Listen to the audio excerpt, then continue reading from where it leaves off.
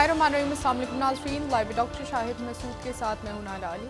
नाज़रीन, वज़ीर आज़म शहबाज शरीफ साहब ने आज कहा है कि हुकूमत की मुद्दत 14 अगस्त को ख़त्म होगी। इंतखाबात जब भी हों इलेक्शन कमीशन ऐलान करेगा। जबकि वज़ीर ख़ज़ाना की जानिब से कहा गया कि UAE की जानिब से $1 अरब स्टेट बैंक में जमा करा दिए गए हैं। इसके अलावा इंतखाबी इस्लाहात पर आज पार्लिमानी कमेटी का एक अहम इजलास हुआ, जिस पर बात करेंगे। हमारे साथ स्टूडियो में मौजूद हैं डॉक्टर शाहिद मसूद। अस्सलाम वालेकुम डॉक्टर साहब। डॉक्टर साहब, UAE की जानिब से $1 अरब जमा करा दिए गए हैं। आज वज़ीर ख़ज़ाना इसहाक़ डार साहब ने इस बात की इत्तला दी। क्या मुआशी इस्तेहकाम और बर वक्त इंतखाबात इसके बाद हम देख सकेंगे? देखें जी, ये तो अभी इस्तेहकाम इस सेंस में तो बड़ी अच्छी खबर है। और हम पहले बहुत वो बात कर चुके हैं कि लॉन्ग टर्म किस तरह से माशी मामला हल होते हैं। और आज जो है वो कोई ख़ास तो नहीं खबर दाखिली महाज पे, क्योंकि अभी सब बंदियाँ होनी हैं जी। और 1 महीना है आज से लेके ऑनवर्ड्स इस हुकूमत का और यह इस अरेंजमेंट का। और उसमें ज़ाहिर है कि अब चूँकि शहबाज शरीफ साहब अब असर्ट करते नज़र आ रहे हैं, क्योंकि अब आप समझ लें कि उनको ये 1 ही महीना है, 1 महीना 1.5 महीना उनको जो मिला है जी बात करने का। क्योंकि इससे पहले तो ये था कि वो एकदम उनकी बात ख़त्म भी नहीं होती थी और उधर से तहरीक इंसाफ आके जवाब दे जाती थी। तो अब उनको एक बिल्कुल खाली मैदान मिला हुआ है, जिसमें वो सिर्फ वो बतौर वज़ीर आज़म अपनी यानी मुख्तलिफ़ जगहों पे आपको जाते हुए नज़र आएंगे। उसके साथ ही उनके जो इत्तेहादी हैं वो आहिस्ता आहिस्ता इस पूरे अरेंजमेंट को डिफेंड नहीं कर रहे और करेंगे भी नहीं। और उसकी वजह यह है कि ज़ाहिर है कि अंदरूनी इख्तलाफ अब कि बिलावल साहब ने खड़ा होना था या दारी साहब ने खड़ा, वो पैदा हो रहा है। और KP के अंदर हमें एक तरह से मुख्तलिफ तसादुम नज़र आ रहे हैं होते हुए, खैबर पख्तूनख्वा में ख़ास तौर पे। तो इसलिए शहबाज शरीफ साहब जो हैं वो अपनी परफॉर्मेंस और साथ जो है वो मरीम औरंगज़ेब साहबा भी जो है वो शहबाज शरीफ साहब की परफॉर्मेंस और फिर उसके बाद इसहाक़ डार साहब भी मईशत के हवाले से। तो ये बस 2-3 बातें हैं जिसमें वो, लेकिन यहाँ प्रॉब्लम जो है वो ये है कि वो उनकी भी जो तकरीर है उसका, इन सब की तकारीर का बड़ा हिस्सा फिर वो चूँकि तहरीक इंसाफ और उनकी क़यादत के ऊपर फोकस होता है, तो अब बजाय मतलब ये ऐसा मौका है कि जिसमें ये अपनी पूरी परफॉर्मेंस अपनी गवर्नमेंट की जो भी मामलात रहे, जो प्रोजेक्ट्स लॉन्च करने हैं, जो चीज़ें वो अगर उस तरफ करें तो वो बेहतर है। क्योंकि उधर से जो कि जवाब नहीं आ रहा, और जो जवाब ज़ाहिर है कि पाबंदी लगी हुई है, बात आ भी नहीं रही, तो अपनी परफॉर्मेंस को अगर बयान करेंगे तो मेरे ख्याल में वो ज़्यादा अच्छा होगा। लेकिन अब रोज़ अगर आके उस पूरी तकरीर का अगर कोई 60 या 70% हिस्सा जो है ये दोबारा जो है वो तहरीक इंसाफ की क़यादत पे और तहरीक इंसाफ की क़यादत पे ही कर रहे हैं, असल में तहरीक इंसाफ पे नहीं कर रहे। क्योंकि अभी तक ये बात भी वाज़ेह नहीं है कि ये देखें तोशाखाना कल से शुरू हो रहा है, 4 जगह पे 4 मुख्तलिफ फोरम्स पे है तोशाखाना। तो मेरी अभी बात हुई कुछ जो हुकूमत में मौजूद शख्सियात हैं जो कानून को देख रही हैं, तो वो एक तो ये है कि तोशाखाना भी शुरू अगर रोज़ की बुनियादों पे हो जाता है, तो मैंने उनसे कहा कि आपकी कैलकुलेशन क्या है इसमें कि अगर ये रोज़ाना की बुनियादों पे इसकी समाअत होती है जो कि कल से शायद शुरू हो रही है, तो उन्होंने कहा कि अगर रोज़ाना की बुनियादों में समाअत होती है तो तहरीक इंसाफ के जो वकला हैं वो उसको 1 से 1.5 महीना खींच सकते हैं। ठीक है। और फिर जो भी फैसला आए उसको सुप्रीम कोर्ट में ले जाएंगे और वो उमर अता बंदयाल साहब की मौजूदगी में ही चाहेंगे कि लेके जाएं। तो यहाँ पर अब साथ ही उसके ज़ाहिर है कि तो इसका मतलब ये हुआ, तो एक तो वो है तोशाखाना जो है वो क़यादत स्पेसिफिक है, और दूसरी जो इंतखाबी इस्लाहात हो रही हैं, जो बाकी जो चीज़ें उसमें जो है वो है पार्टी स्पेसिफिक। अच्छा, पार्टी स्पेसिफिक को तो ज़ाहिर सुप्रीम कोर्ट बैठी है, तो वो जब तक तब्दीली वहाँ पे नहीं आती, जो हुकूमत की कैलकुलेशन है, मैं तो इसके ऊपर ज़्यादा बिलीव नहीं करता। लेकिन हुकूमत बिल्कुल चूँकि वाज़ेह तौर पे कह रही है, और वो ज़ाहिर है पब्लिक में भी बात आ चुकी है, पार्लियामेंट में भी, तो वो कहते हैं कि जी ये जो है तोशाखाना रोज़ की बुनियाद पे चलेगा, तो भी महीने से 1.5 महीना ये लेंगे उसमें। हालांकि उसमें शायद 2 ही गवाहान हैं जो भी हैं, लेकिन चूँकि एक फोरम, दूसरा, तीसरा, चौथा, तो वो उसमें जो है वो अच्छा वो पर्सन स्पेसिफिक है। तोशाखाना में फिर पार्टी नहीं है ना, फिर पार्टी का मतलब है कि हिस्सा लेगी। अच्छा, और अगर तोशाखाना से हट के दूसरा जो है वो है कि पूरी पार्टी जो है वो डिज़ोल्व हो जाए या उसको कलअदम करार दे दिया जाए। तो ये अब अच्छा, वो जब तक फैसला नहीं होता तो जाहिर है कि यहाँ पर जो है वो एक आप समझें कि उस सबबंदी इस अंदाज में तो अब हो नहीं रही, क्योंकि देखें मैंने ये बात पहले भी की थी कि पहले दिन ज़रा मुहतात अंदाज में की थी कि दुबई के अंदर कोई बात आगे नहीं बढ़ी, बहुत मुहतात अंदाज में हमने कहा था कि मतलब रुक गई है, पेशरफ नहीं, लेकिन फिर वो बात सामने आ गई और वो शाजिया मरी साहबा ने कहा और बाकी लोगों ने भी कहा कि बिलावल भुट्टो जो है वो इलेक्शन नहीं लड़ेंगे बतौर वज़ीर आज़म, लेकिन मुराद अली शाह साहब ने कहा कि लड़ेंगे कल। लेकिन उसमें अभी तक उबहाम है इस बात पे कि नवाज शरीफ साहब जो हैं वो, क्या नवाज शरीफ साहब ख़ुद लड़ेंगे जो उन्होंने ऐलान कर दिया, या शहबाज शरीफ साहब लड़ेंगे, क्योंकि शहबाज शरीफ साहब जो हैं वो अगर उनकी तकारीर पे हम गौर करें तो उनकी तकारीर में जो है, देखें इस तरह से हुआ था, फिर मैं कल वाली बात दोबारा रिपीट कर रहा हूँ कि ज़रदारी साहब की जो प्रेस कॉन्फ्रेंस या जो उनकी मीडिया टॉक जो बड़ी कम वो करते हैं, इंटरव्यू भी कम देते हैं और प्रेस कॉन्फ्रेंस, उनकी जो प्रेस कॉन्फ्रेंस थी लाहौर में, उसमें उन्होंने वो ज़राअत के हवाले से बात की थी कि बीज यहाँ पे, और तो उनके जहन में यकीनन ये था कि ये जो बड़ा प्रोजेक्ट आ रहा है ग्रीन प्रोजेक्ट, उसके हवाले से उनका रोल होगा या बिलावल का रोल होगा। लेकिन वो जब वहाँ गए तो वहाँ पे मियाँ साहब ने एक बिल्कुल मुख्तलिफ बात की कि मैं खुद आ रहा हूँ। ठीक है, अच्छा, जब खुद आ रहा हूँ तो फिर वो कोई बात ही ख़त्म हो गई आगे से।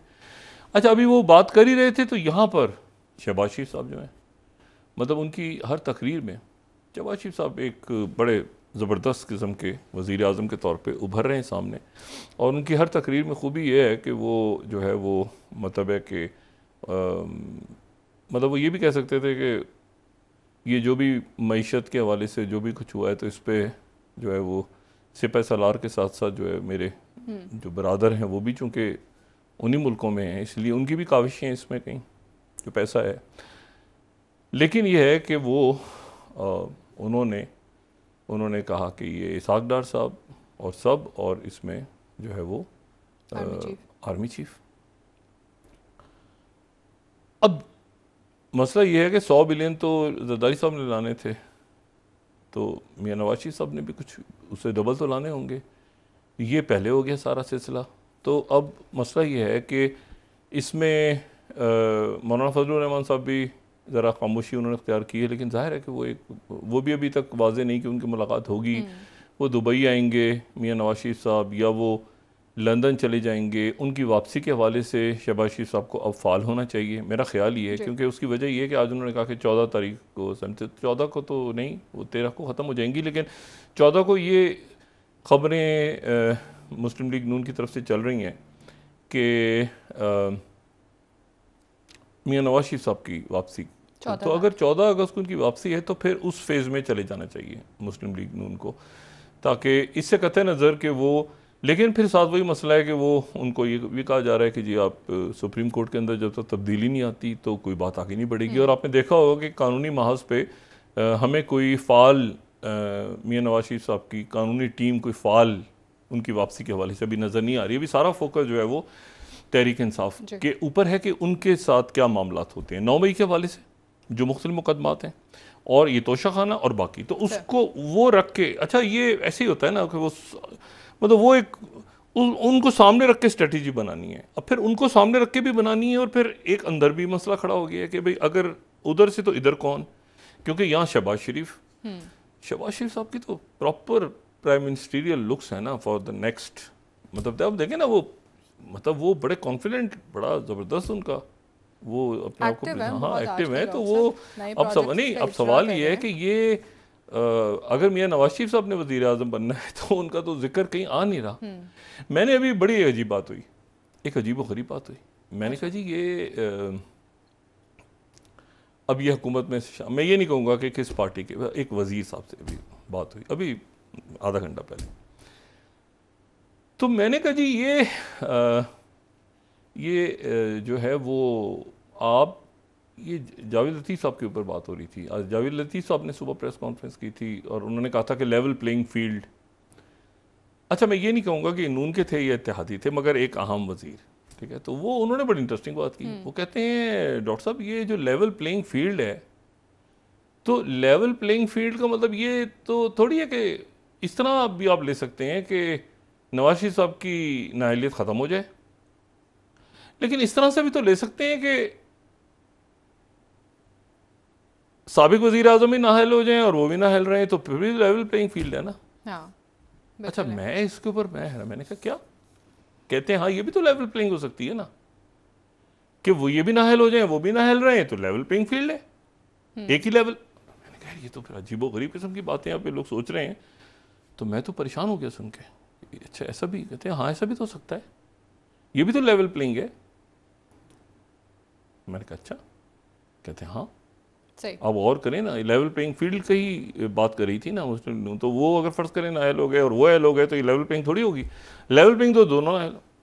ये तो बड़ी ये क्या रौला है। तो ये इस वक्त डिस्कशन जो है ना, लेकिन शहबाज शरीफ साहब जाहिर है कि वो खुद यानी उनको इस वक्त ये है कि वो जितना ये देना है उसमें ज़्यादा से ज़्यादा अपनी performance as a prime minister, मंसूबे, ऐलानात और इस जो भी टाइम फ्रेम में, लेकिन उसमें आपने नोट करें कि बाकी वज़रा नहीं बता रहे आके, यानी 85 अरकान नहीं कर रहे, शहबाज शरीफ ही बात कर रहे हैं, या जैसे आज खुर्रम दस्तगीर साहब आए नज़र, या मरियम औरंगज़ेब साहब नज़र आई है। बाकी तो वो बाकी जो इत्तेहादी वज़रा हैं वो अपनी अपनी कोई कारकर्दगी नहीं पेश कर रहे अभी। वो ज़ाहिर है देख रहे हैं कि ये मामला किस तरफ जाते हैं इलेक्शन से पहले, और क्या जो लीडरान है वो क्या पॉलिसी इख्तियार करते हैं। हतमी फैसला तो नवाज शरीफ साहब ने करना है ना, तो नवाज शरीफ साहब ने ही हतमी फैसला करना है कि भाई कैंडिडेट कौन होगा मुस्लिम लीग नून का। अभी तक उन्होंने कहा कि मैं हूँगा, और ये भी देखना है कि पाकिस्तान पीपल्स पार्टी क्या कैंडिडेट ही खड़ा नहीं करती, तो फिर वो एज अ प्रेसिडेंट जाती हैं, तो अजीब सी बात हो जाएगी। मैंने नवाज शरीफ साहब के साथ मैंने कल पहले भी बात की थी कि जरदारी साहब ने एज ए प्रेसिडेंट काम किया हुआ है राजा परवेज यूसुफ गिलानी साहब के साथ, फैसला सारा जरदारी साहब करते थे, या नवाज शरीफ साहब की मौजूदगी में।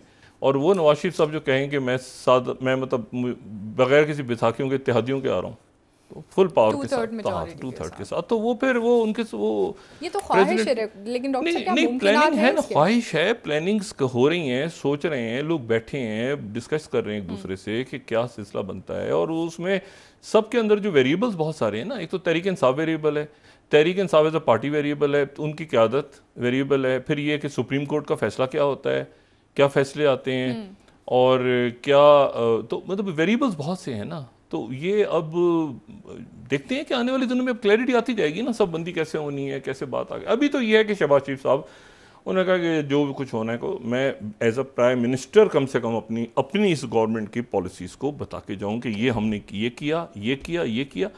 तहरीक इंसाफ का शायद वो जिक्र शकालबन इसलिए करते हैं कि लोगों के जहन में आ जाए कि भाई उनसे बेहतर काम, तो वो अपने आप को वो जाहिर है कि अपनी कारकर्दगी रोज़ बता रहे हैं, कोई ना कोई प्रोजेक्ट, किसी ना किसी प्रोजेक्ट को इफ्तिताह कर रहे हैं, कहीं ना कहीं तकरीर कर रहे हैं, 1, 2, 3 जगहों पे आपको नज़र आ रहे हैं।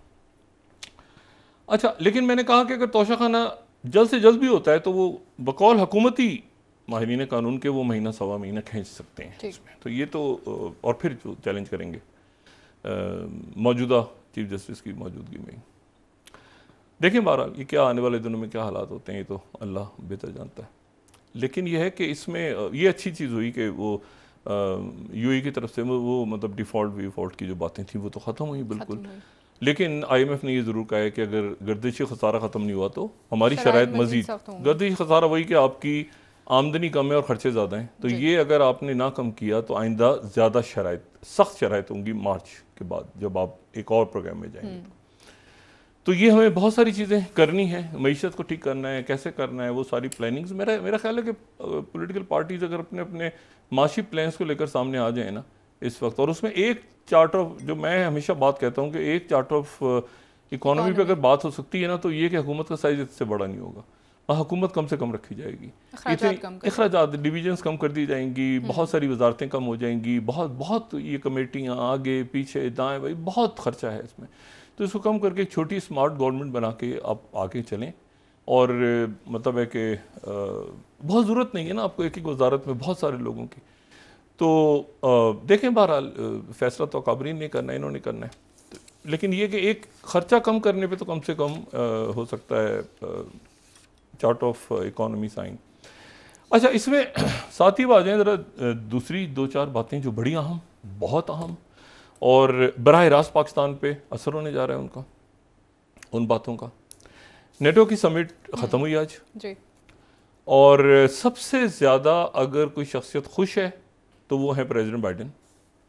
और प्रेसिडेंट बाइडेन इसलिए खुश हैं कि वो स्वीडन को और फिनलैंड दोनों को नेटो में लाने में कामयाब हो गए। तो मतलब प्रेसिडेंट बाइडेन की ये मेरा ख्याल है सबसे बड़ा उनका कोई फॉरेन पॉलिसी की कोई कामयाबी है इस दौर में, तो वो ये है कि वो नेटो की एक्सपेंशन, और नेटो टूटा नहीं और नेटो दोबारा एक फोर्स बन के सामने आ गया।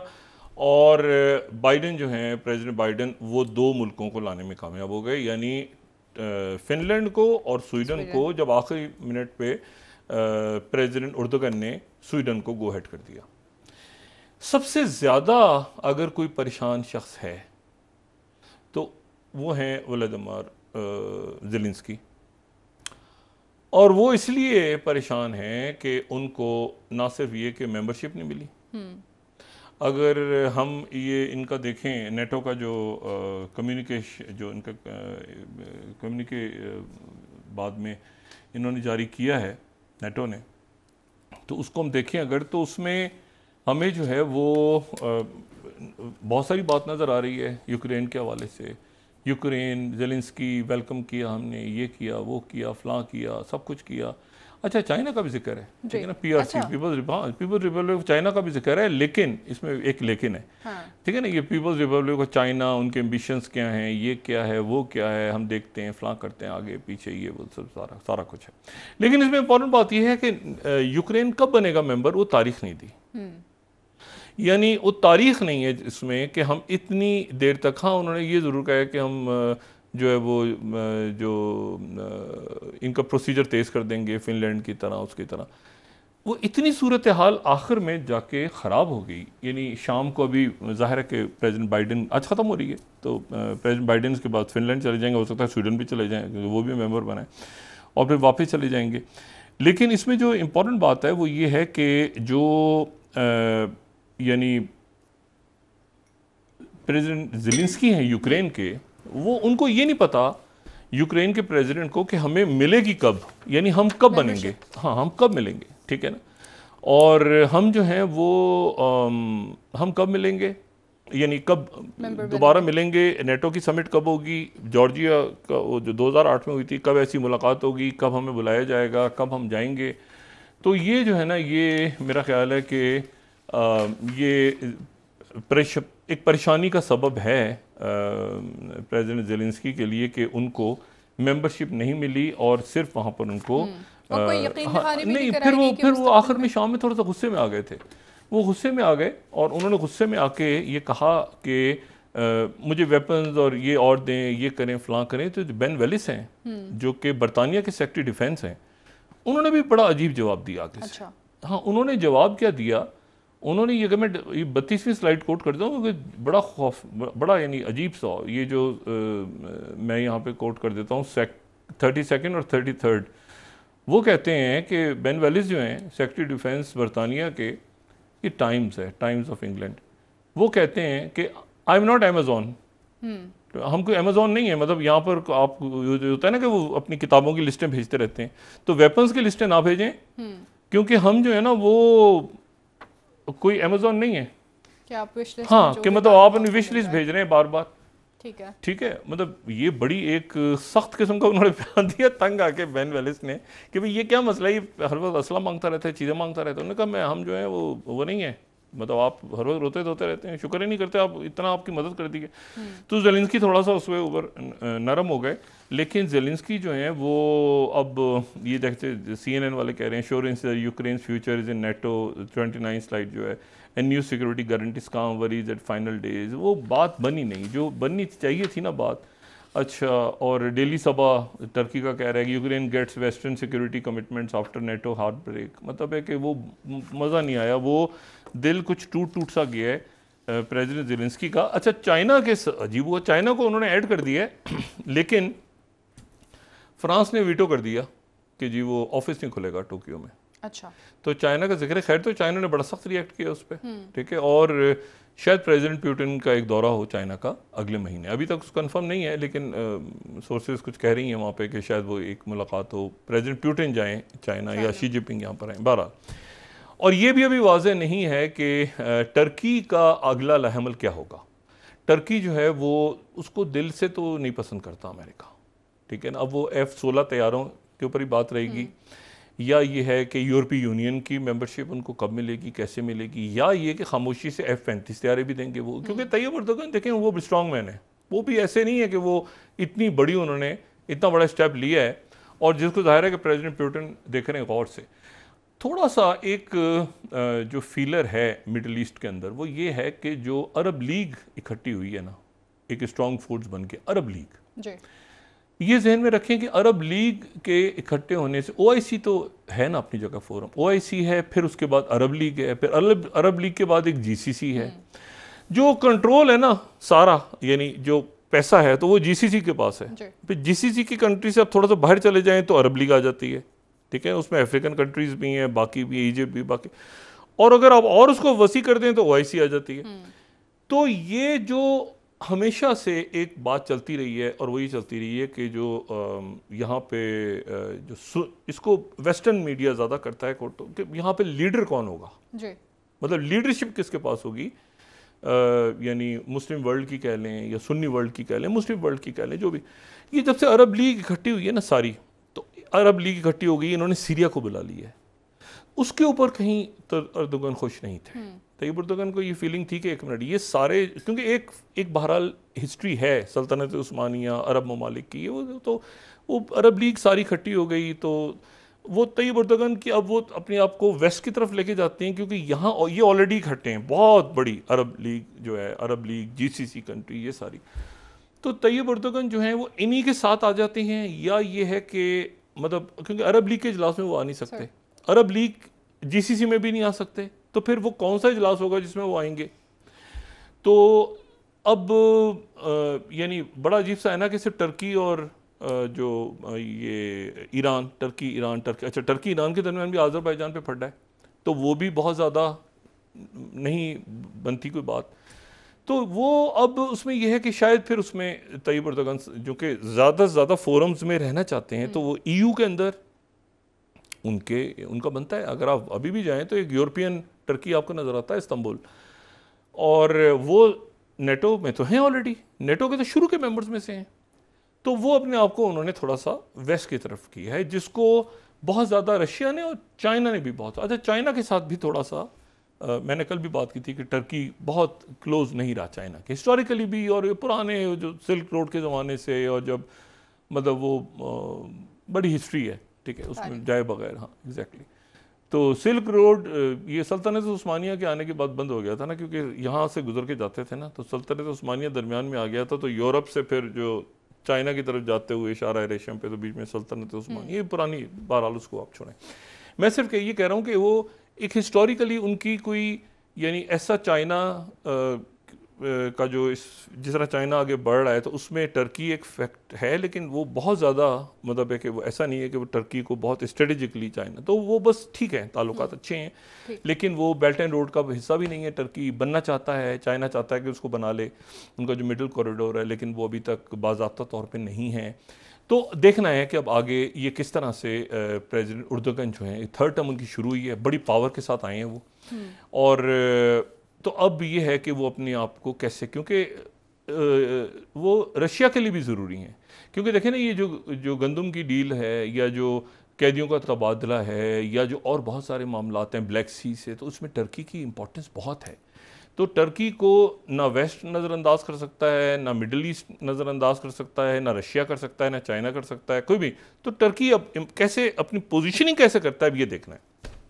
और पावरफुल हिस्ट्री के साथ जो ममालिक होते हैं ना जो एम्पायर रहे होते हैं कभी, या जो तो वो जो पावर बन के दोबारा मर जाते तो वो बड़े पावरफुल लीडर्स के साथ। तो अब ये देखना है कि यहाँ पे ये मिडिल ईस्ट के अंदर आपको यंग जनरेशन बड़ी पावर के साथ इमर्ज होती नज़र आ रही है। अरब वर्ल्ड में MBS हो, MBZ हो, उधर तैयब अर्दगन आपको पावर है, तो पावरफुल लीडर्स जो असर्ट कर रहे हैं, ठीक है, लॉन्ग टर्म पॉलिसीज़ को।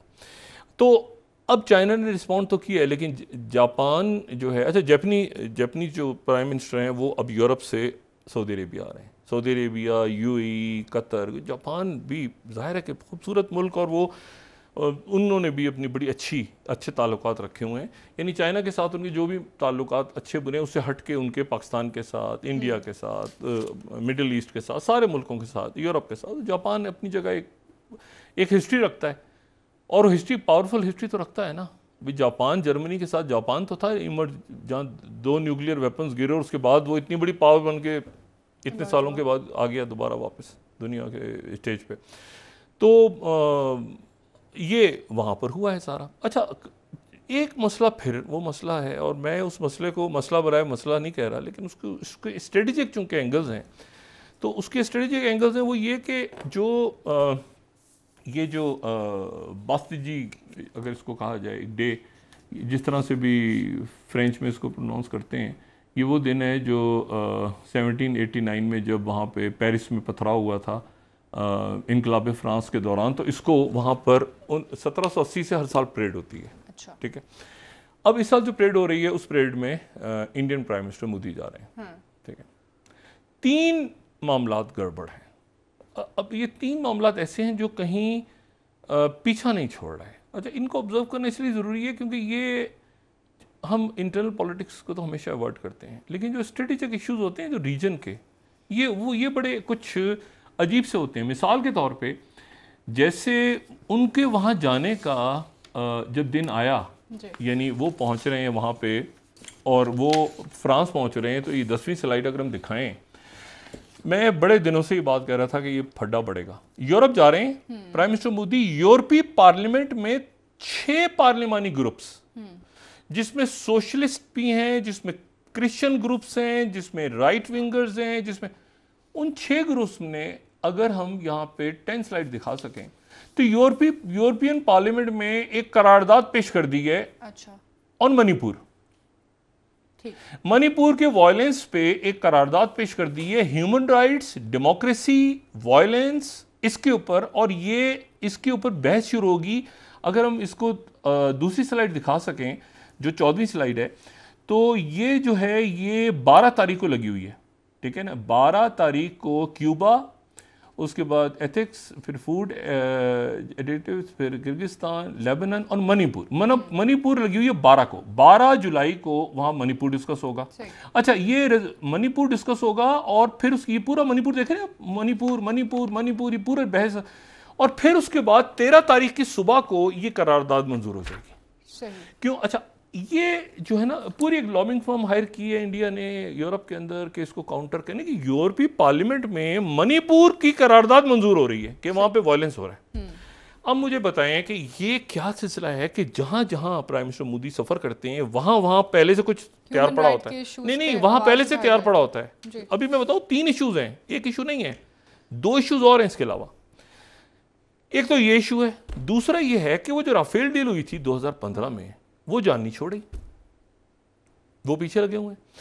और वो जो उनका वो जो मीडिया पोर्ट है वो ये कह रहा है कि वो मतलब सारी जगहों पे, और हम ये पहले डिस्कस कर चुके हैं कि वहाँ पर ये इन्वेस्टिगेशन चल रही हैं, इन्वेस्टिगेशंस ख़त्म नहीं हुई हैं, और वहाँ पर जो है वो उन्होंने उनके मजिस्ट्रेट जो हैं, एक मजिस्ट्रेट उन्होंने इशू कर दिए हैं वहाँ पे, मतलब वारंट्स कहें या इन्वेस्टिगेशन में उन्होंने मांग लिया है 2-3 लोगों को, जिसमें अगर हम यहाँ दिखा सकें उसकी मीडिया पोर्ट की जो स्लाइड है, अगर हम दिखा सकें उनकी वेबसाइट, तो उसके ऊपर वो पूरा हमें एक नज़र आ रहा है कि जिसमें वो कह रहे हैं कि जी इस पे जो है ये, ठीक है, ये मीडिया पार्ट की स्लाइड है, ये आज जो है ये फ्रेंच है, ठीक है। अच्छा, इसको तरफ पढ़ें।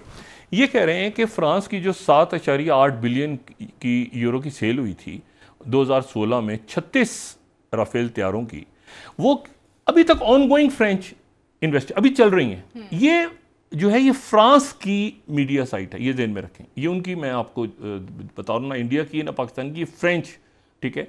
और ये जो फिलिन्स हैं ये वहाँ के बड़े ज़बरदस्त इन्वेस्टिगेटिव रिपोर्टर हैं। अब ये कह रहे हैं कि इसमें जो है नरेंद्र मोदी, ठीक है, और उसके साथ Modi's billionaire friend Anil Ambani, boss जिनका पहले हम नाम सोच चुके हैं, रिलायंस ग्रुप के, और फिर उसमें उस वक्त जो वजीर तिजारत इकोनॉमी के जो वजीर थे, वो कह रहे हैं उनको भी मजिस्ट्रेट ने कहा है। वो कौन थे?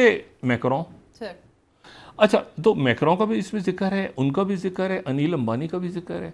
तो ये मेरा ख्याल है कि ये जो है एक ऐसा इशू है जिसको ये भी पीछा कर रहा है, साथ साथ ये भी साथ साथ चल रहा है। वो इन्वेस्टिगेशन चल रही है और इसको भी रुकवाने के लिए वो वहाँ पर जो है वो ये लॉबिंग फर्म जो हायर हुई है, ये उसको भी जी ये कल बात करेंगे डिटेल में।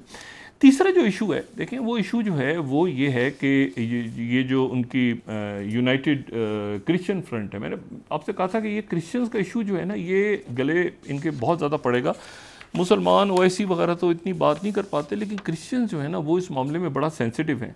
तो जो क्रिश्चियंस कैथोलिक है ना, जो 12वीं से है, तो यूनाइटेड कैथोलिक या यूनाइटेड क्रिश्चियंस की जो है, उन्होंने शार्प आज कहा है कि राइज़ हुआ है क्रिश्चियंस के अगेंस्ट, और उसमें वो ये बता रहे हैं कि 400 की फिगर्स वो दे रहे हैं कि इस साल जो है वो 400 क्रिश्चियंस के ऊपर जो अटैक हुआ है और 274 पता नहीं जो है वो लोग मारे गए हैं, क्या हुआ है। तो एक उनकी क्रिश्चियंस की, ये क्रिश्चियंस हैं जो एक्चुअली वहाँ पर एक्टिव हैं।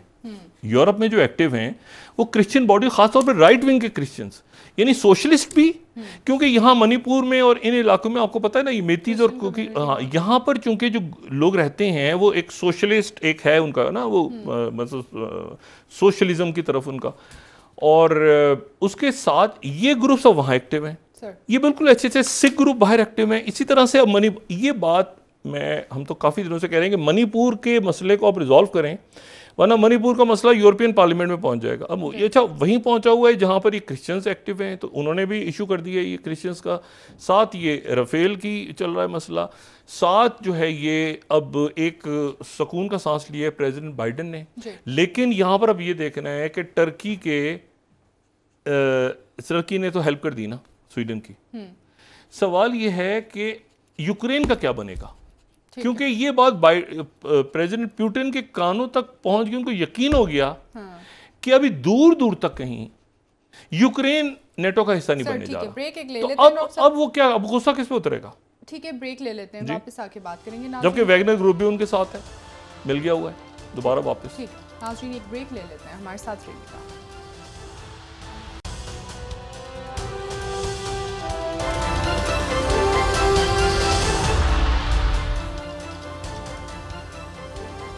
वेलकम बैक नाज़रीन। जी डॉक्टर साहब, आज पार्लिमानी कमेटी के इजलास में दौरान गुफ्तगू अयाज सादिक साहब ने कहा कि किसी सियासी जमात पर पाबंदी की कोई तजवीज़ इस वक्त ताहाल ज़ेर गौर नहीं है। देखिए बहुत से वेरिएबल्स हैं अभी सियासत में ना, अभी इस मरहले पे ये भी वाज़े नहीं कि कैंडिडेट्स कौन से होंगे, ये भी वाज़े नहीं कि सबबंदी किस तरह से होगी, कौन किसके अगेंस्ट इलेक्शन लड़ने जा रहा है। ये भी देखना है कि बहुत मुश्किल से ये हमारी मईशत जो है ये एक जगह आके ये IMF के साथ, बिल्कुल आप देखें कि आखिरी 10-15 दिनों में जो कुछ हुआ है वो उसमें ही हुआ है।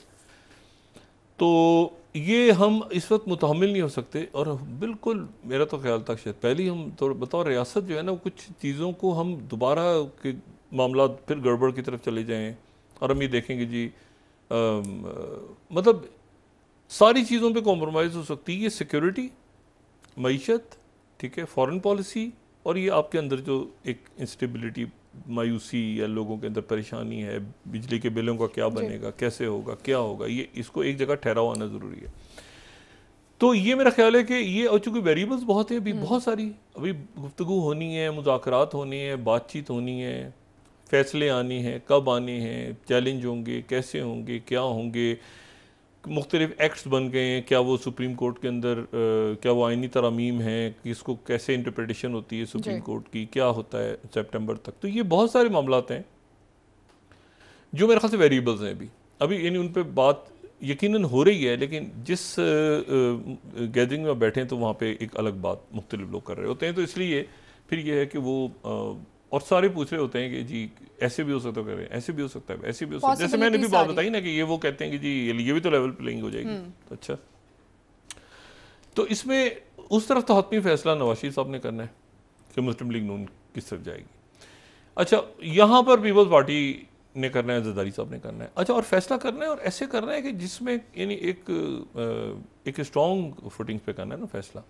अच्छा, इस्तेकाम में पाकिस्तान पार्टी की तरफ से भी ऐलान हो गया कि हम हर जगह से लड़ेंगे। सीट एडजस्टमेंट के ऊपर बात नहीं हो रही, वो बातें बिल्कुल जो उसकी तरदीद भी हो गई, और वो ऐसे ही है कि कोई सीट एडजस्टमेंट्स तो नहीं हो रही ना कि वो पंजाब में देंगे तो वो सिंध में कितनी देंगे, तो ये वो चलती है बात, वो ख़त्म हो जाती है। ये बात उसी वक्त होगी जब दोबारा जरदारी साहब की एक मुलाकात होगी नवाज शरीफ साहब से, और उससे पहले जरदारी साहब कि मौलाना साहब से मुलाकात होगी, या मौलाना साहब जाएंगे और नवाज शरीफ साहब से मिलेंगे, क्योंकि शहबाज शरीफ साहब जाहिर है कि वो मिले तो हैं, लेकिन नवाज शरीफ साहब असल फैसला उन्होंने करना है।